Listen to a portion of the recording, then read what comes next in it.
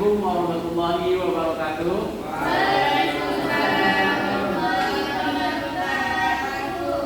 Wabihi nasta'inu ala umuri dunya waddin wassalatu wassalamu ala asrofil anbiya'i wal mursalin sayyidina wa maulana Muhammadin wa ala alihi wa sahbihi ajma'in. Rabbi sabri sadri wa yassir li amri wahlul 'uqdatam min lisani yafqahu qawli. Apa kabar anak-anak semuanya?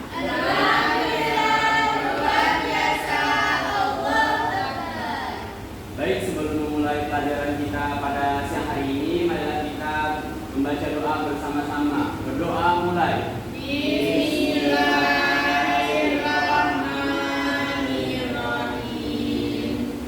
Baik, Bapak absen terlebih dahulu. Sri, Hadir Kak. Fitri, Hadir. Yusron. Oke, semuanya hadir ya. Sudah siap belajar? Sudah. Baik, sebelum itu silakan kalian mengisikan diri masing-masing. Lihat sampah di sekitar mejanya, terus di bawah mejanya juga, dan di atas mejanya tidak boleh ada buku selain buku sejarah. Ya Pak. Siap, Pak. Oke. Ada yang masih ingat minggu lalu kita belajar tentang materi apa? Bukan foto. Ormas Islam di Indonesia Pak. Apa saja? Contohnya? Pendiri NU dan Muhammadiyah. Nah, ada yang tahu ini kita belajar tentang materi apa? Ada yang tahu sejarah itu apa?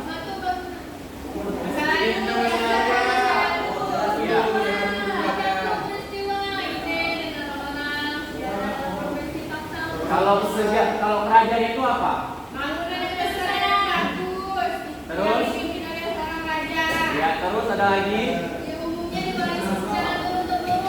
Oke, mantap. Nah, jadi Bapak akan sedikit menjelaskan. Nah, Kerajaan Banten adalah salah satu kerajaan Islam di Pulau Jawa yang pernah menjadi penguasa jalur pelayaran dan perdagangan. Nah, salah satu faktor kemajuan dari Kesultanan Banten ini adalah posisinya yang strategis, yaitu di ujung barat Pulau Jawa, lebih tepatnya di tanah Sunda. Nah, Provinsi Banten ini, ibu kota Kesultanan Banten adalah Surosowan. Nah, Banten lama kota serat. Nah, Kerajaan Banten ini didirikan oleh Syarif Hidayatullah atau Sunan Gunung Jati pada abad ke-16. Raja pertama Kesultanan Banten adalah Sultan Maulana Hasanuddin yang berkuasa antara 1952 sampai 1770 Masehi. Nah, sebelum periode Islam, Banten adalah kota-kota penting yang masih dalam kekuasaan Pajajaran. Pada awalnya penguasaan Pajajaran ini bermaksud menjadi kerjasama dengan Portugis, nah untuk membantunya dalam menghadapi orang Islam di Jawa Tengah. Kekuasaan di tangan raja-raja bawahan Majapahit. Namun sebelum Portugis sempat mengambil manfaat dari perjanjian dengan mendirikan pos perdagangan seperti pelabuhan Banten telah diduduki oleh orang-orang Islam.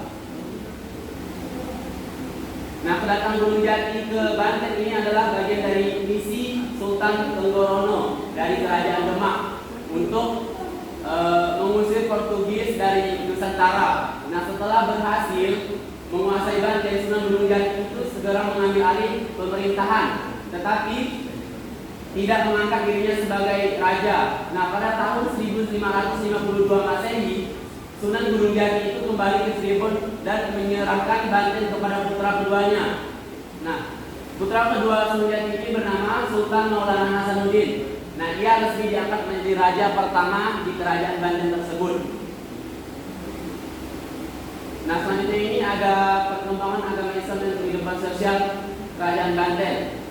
Silakan satu orang Bapak minta untuk membacakannya. Silakan Sofia.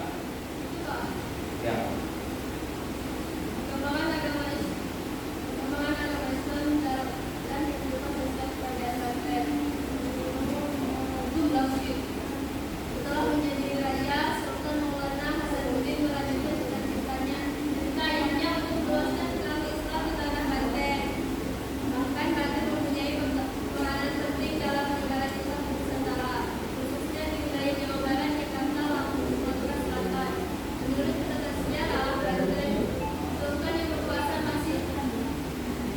Cukup. Oke, nah jadi Sultan ini berkuasa masih dalam keturunan Nabi Muhammad. Nah sehingga agama Islam ini benar-benar menjadi pedoman rakyatnya. Meskipun adat Islam mempengaruhi sebagian besar aspek kehidupan masyarakat telah menjalankan praktik toleransi terhadap pemeluk agama lain. Terlebih lagi banyak seperti orang India, seperti Arab, Cina, Melayu, dan Jawa. Nah di sini salah satu bukti toleransi beragama pada masa pemerintahan Kesultanan Banten adalah dibangunnya sebuah kelenteng. Nah dibangunnya sebuah kelenteng di pelabuhan Banten itu pada tahun 1670 Masehi. Nah kehidupan sosial masyarakat Banten ini semakin makmur pada masa pemerintahan Sultan Agung. Nah sebab Sultan sangat memperhatikan kesejahteraan rakyatnya. Salah satu cara dalam menerapkan sistem perdagangan bebas. Nah di sini Ahmad Mansur Surya Negara menanggapan bahwa penyebaran Islam melalui jalur perniagaan sehingga tidak pernah terjadi agresi militer maupun agama. Nah dalam penyebaran ini Islam tidak mengenal adanya organisasi misi ataupun semacam jending gitu. Nah ia mengutip pendapat dari J.C.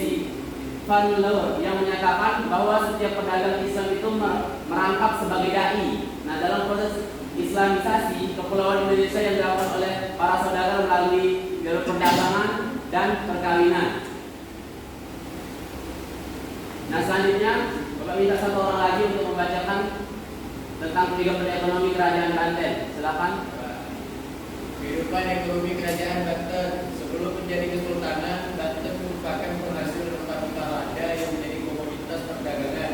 Pada pemerintahan Sultan Maulana Hasanuddin, hal itu dimanfaatkan untuk mengembangkan Banten menjadi bandar perdagangan yang lebih besar. Setelah Sultan Maulana Yusuf berkuasa bagi Maulana Hasanuddin, sektor pertanian juga dikembangkan untuk mendukung perekonomian rakyatnya. Oke, terima kasih. Nah, selanjutnya kerajaan Banten berhasil mencapai puncak kejayaannya pada masa pemerintahan Sultan Agung Tirtayasa. Beberapa hal yang dilakukan untuk memajukan Kesultanan Banten, di antaranya yang pertama, tolong bacakan Sri. Yang pertama, memajukan wilayah perdagangan Banten hingga kerajaan selatan Pulau Sumatera dan Kalimantan. Yang kedua, Firman, tolong bacakan.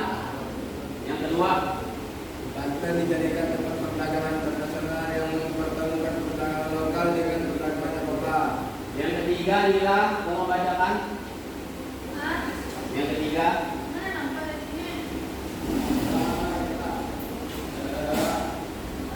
memajukan pendidikan dan budaya Islam. oke, yang keempat selanjutnya, Rizky.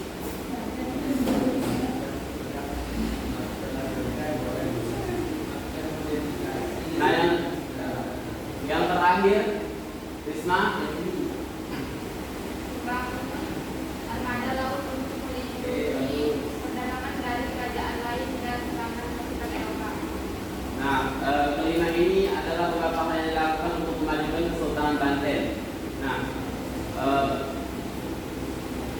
selanjutnya masa kemunduran kerajaan Banten. Nah, kegigihan Sultan Agung Tirtayasa dalam melawan VOC mendorong Belanda melakukan politik adu domba. Nah, politik adu domba ini ditujukan kepada Sultan Agung Tirtayasa dengan putranya, yaitu Sultan Haji yang kala itu sedang terlibat konflik. Nah, siasat VOC pun berhasil hingga Sultan Haji pun mau bekerja sama dengan Belanda demi meruntuhkan kekuasaan ayahnya. Nah, pada tahun 1683 Sultan Agung Tirtayasa ditangkap dan dipenjara sehingga harus menyerahkan kekuasaannya kepada putranya. Penangkapan Sultan Agung Tirtayasa ini menjadi tanda berkibarnya kekuasaan VOC di Banten. Nah, meskipun Sultan Abu Nasar Abdul Qohar atau Sultan Haji ini diangkat menjadi raja, tetapi pengangkatan tersebut disertai beberapa persyaratan yang tertuang dalam perjanjian Banten. Sejak saat itu Kesultanan Banten tidak lagi memiliki kedaulatan dan penderitaan rakyat semakin berat. Nah, dengan kondisi demikian sangat wajar apabila masa pemerintahan Sultan Haji itu dan sultan setelahnya terus diwarnai banyak kerusuhan, pemberontakan dan kekacauan di segala bidang.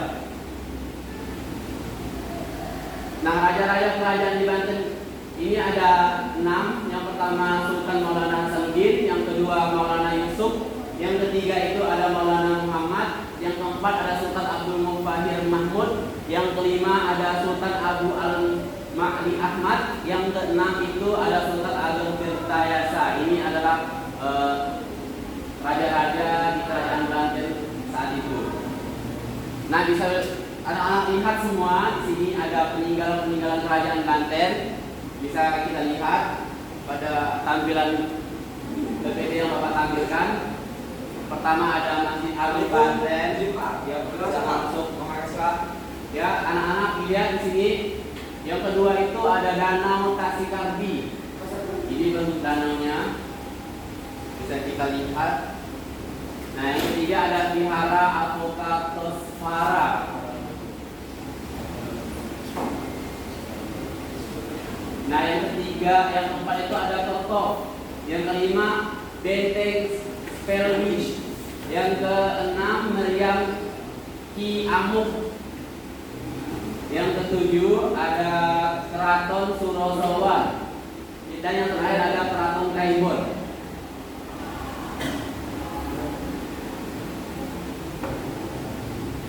Oke, di sini Ibro singkat yang dapat diambil dari sejarah kerajaan Banten ini adalah yang pertama pentingnya diplomasi dalam hubungan internasional. Yang kedua itu perlunya menjaga kekuatan militer dan pertahanan negara. Nah, dua Ibro ini mengajarkan kita tentang pentingnya menjalin hubungan yang baik dengan negara lain melalui diplomasi serta menjaga kekuatan militer dan pertahanan untuk kedaulatan negara. Oke.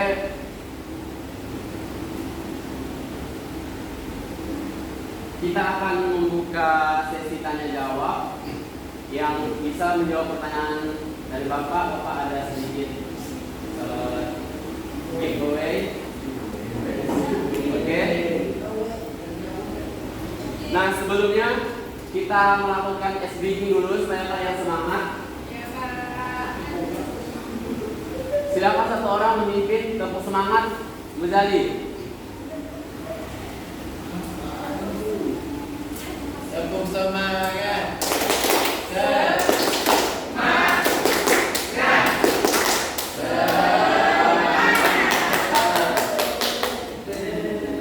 Oke, Bapak akan mengajukan pertanyaan. Yang tahu langsung jawab. Terus langsung dapat hadiah dari Bapak.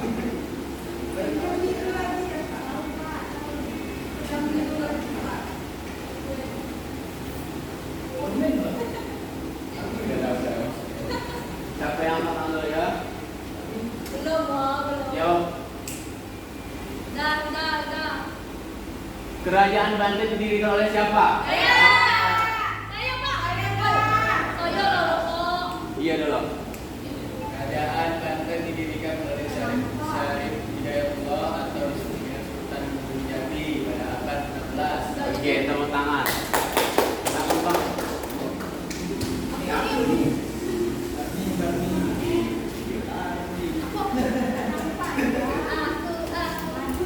Jawabannya ada di sini.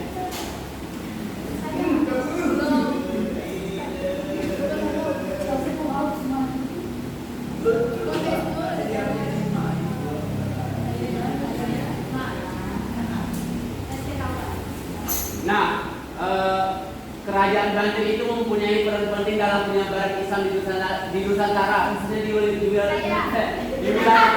Saya Pak. Bapak jadi Bapak janji sama saya. Kalau Bapak tak bisa saya goyangkan kalau saya Pak. Oh, kayak Bapak. Tengoklah Bapak dia itu cuma angkat-angkat tapi tak dengar. Apa tadi? Banten itu mempunyai peran penting dalam penyebaran Islam di Nusantara, khususnya di wilayah mana? Banten mempunyai peran penting di Selamat Pak. Ayo Pak.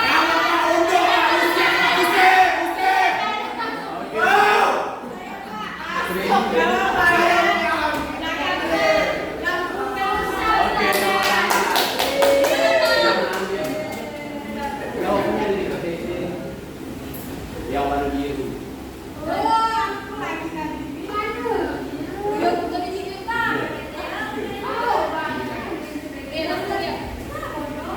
Oke, selanjutnya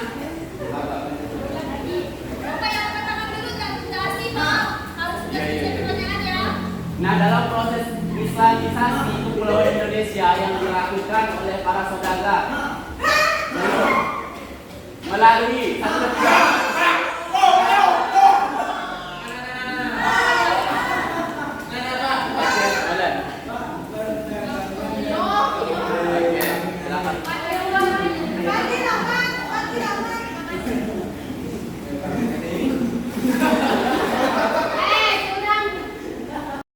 Nah, sepertinya kalian sudah pada tahu ya tentang sejarah kerajaan Banten. Nah, Bapak bangga sekali sama kalian. Kita beri aplaus dulu untuk kita semua. Nah,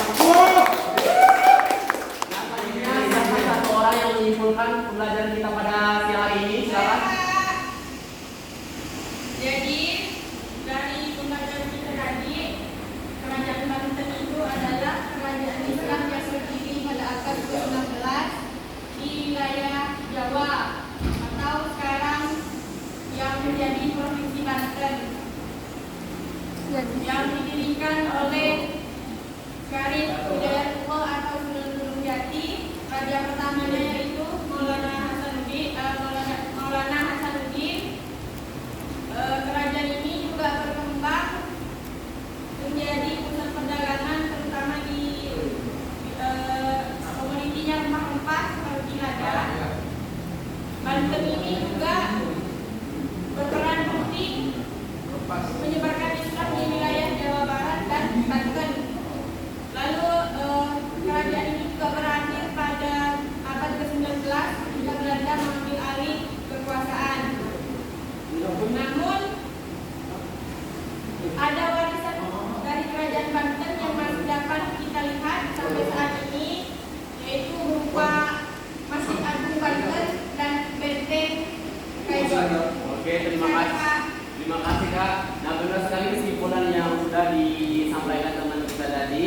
Nah, jadi Bapak akan menyampaikan info singkat yang dapat kita ambil dari sejarah kerajaan Banten. Nah, yang dapat kita ambil ada dua. Yang pertama, pentingnya diplomasi dalam hubungan internasional, dan yang kedua, perlunya menjaga kekuatan militer dan pertahanan negara. Nah, dua info ini mengajarkan kita tentang pentingnya menjadi hubungan yang baik dengan negara lain melalui diplomasi serta menjaga kekuatan militer dan pertahanan untuk melindungi kedaulatan negara. Oke, selanjutnya Bapak akan melakukan evaluasi di rumah.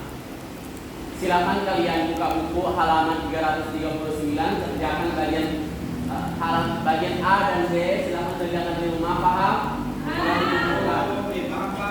Oke, karena pembelajaran kita pada siang hari ini sudah selesai. Mungkin pemaparan dari awal hingga akhir kalian sudah paham apa yang telah Bapak jelaskan, dan mungkin sedikit banyaknya kalian juga sudah memahami pemaparan yang telah Bapak sampaikan. Jadi Bapak akan ingin melakukan refleksi kembali tentang pelajaran tentang bagaimana pelajaran kita pada siang hari ini. Nah, Bapak ingin memberikan kertas, silakan kalian tulis apa yang kalian dapat dari apa yang telah kita pelajari pada pagi hari ini.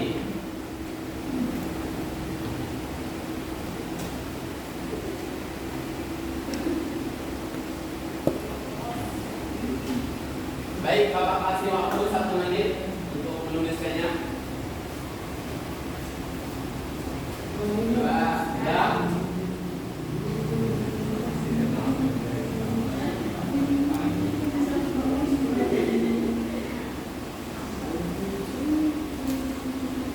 Oke, terima kasih anak-anak atas partisipasinya untuk pembelajaran kita pada siang hari ini.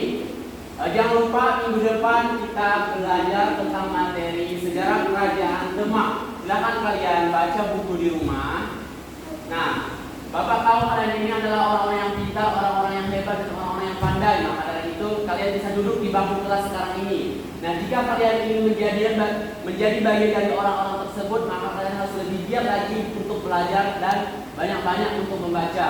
Karena orang yang tidak malas dan semangat dan selalu bersemangat untuk belajar adalah orang yang siap menggapai puncak untuk kesuksesannya. Kita beri aplaus dulu untuk kita semua. Oke, cukup sekian untuk pembelajaran kita pada pagi hari ini. Bapak akhiri. Bapak tutup dengan doa kafaratul majelis.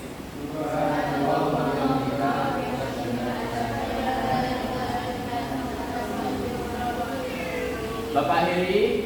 Wabillahi taufiq wal hidayah. Wassalamualaikum warahmatullahi wabarakatuh.